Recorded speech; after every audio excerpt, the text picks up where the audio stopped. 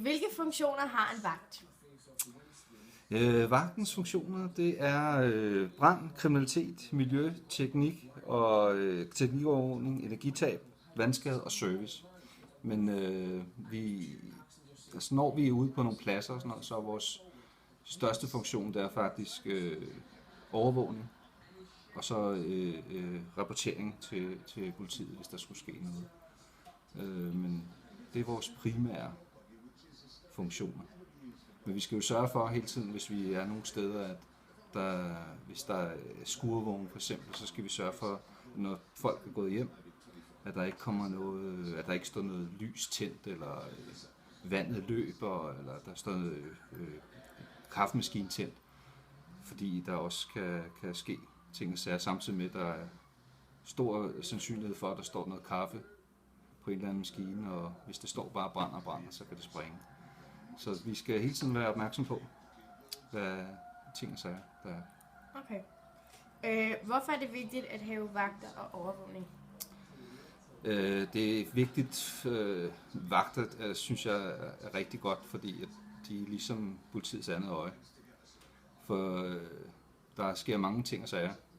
Blandt andet det firma, jeg arbejder for i Solrød, der kører vi rundt med patrulje i boligområder, som har været udsat for meget kriminalitet i et vist årrække. Men det er så mindsket ca. 95% i den periode, i det tidsrum, vi kører på.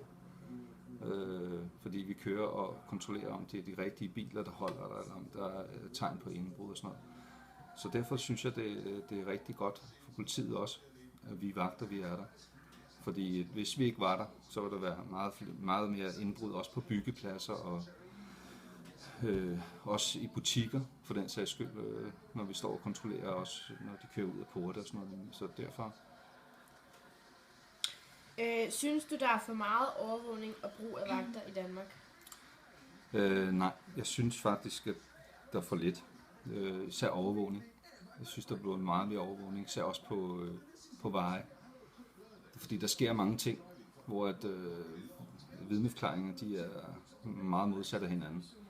Også hvad der egentlig er sket. Ligesom jeg synes, det er rigtig godt i Jomfru Anegade i Aalborg for eksempel, der er total overvågning ved diskoteker og sådan noget lignende. Det giver lidt plus, også for at opklare ting og sager. Er overvågning mest vigtigt om dagen eller om natten? Overvågning er vigtigt lige meget, hvilket tidspunkt det er på døgnet. Nat kan der ske mange ting, og dag kan der ske mange ting.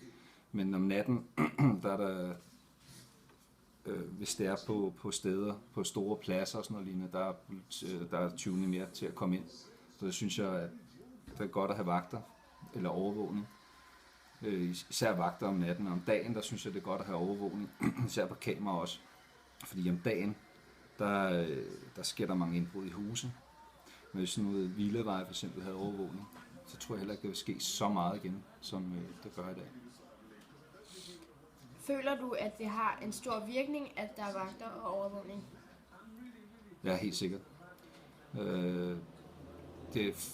Hvis man tager i Superbrus og sådan noget, det er mest butikskontrollanter, der er der. Det er jo ikke helt som en vagt. Men hvis der står en vagt ude foran, inden du går ind i en butik, så er det plus. Står der vagter ude foran tøjbutikker og sådan noget lignende, på strøget også. Gør der det, så har det en rigtig, rigtig stor effekt. Hvad må en vagt i forhold til politiet? En vagt må stort set alt. Men politiet har bare det, at de har våben på sig, og de har en udøvende magt, hvor at de kan gå lidt mere til hånden, fordi at en vagt er jo mere primært en, der observerer og rapporterer. Så politiet laver resten faktisk. Men en vagt må godt anholde en person, en civil anhold, men det må alle personer faktisk godt. Vi har ikke nogen våben, og det kommer vi heller aldrig til at få, desværre. Men hvis vi havde, så ville det nok også bare blive misbrug af det, fordi så kræver det nok en længere uddannelse, end politiet eller en vagt har i dag. Så Okay. Tusind tak for interviewet. jamen velbekomme.